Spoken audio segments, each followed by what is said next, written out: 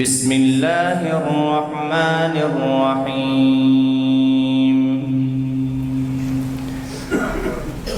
يسبح لله ما في السماوات وما في الأرض الملك القدوس العزيز الحكيم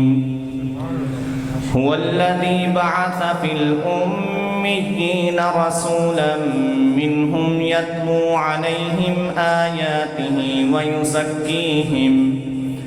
ويزكيهم ويعلمهم الكتاب والحكمة وإن كانوا من قبل لفي ضلال مبين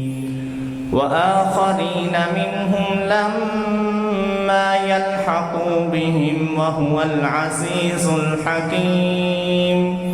ذلك فضل الله يؤتيه من يشاء والله ذو الفضل العظيم مثل الذين حملوا التوراة ثم لم يحملوها كمثل الحمار يحمل أسفارا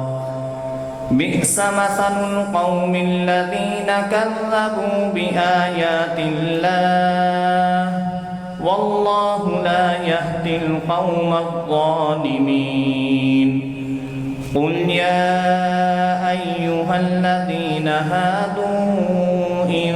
زعمتم أنكم أولياء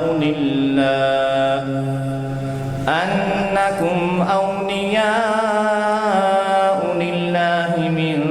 دون الناس فتمنوا الموت إن كنتم صادقين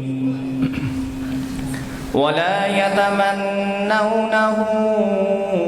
أبدا بما قدمت أيديهم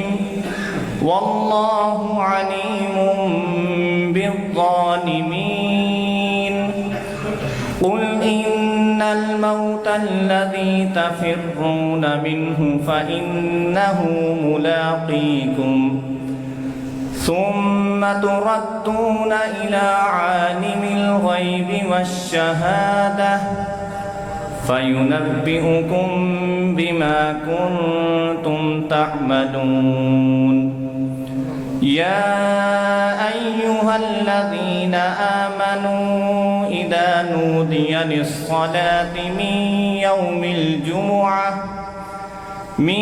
يوم الجمعة فاسعوا إلى ذكر الله وذروا البيع ذلكم خير لكم إن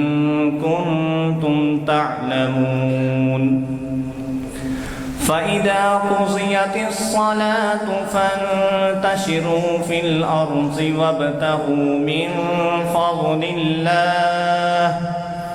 واذكروا الله كثيرا لعلكم تفلحون وإذا رأوا تجارة أو لهوا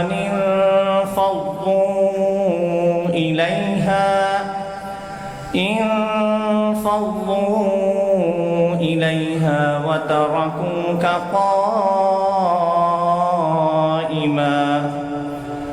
قل ما عند الله خير من اللهو ومن التجارة والله خير الرازقين. سبحان الله ما شاء الله.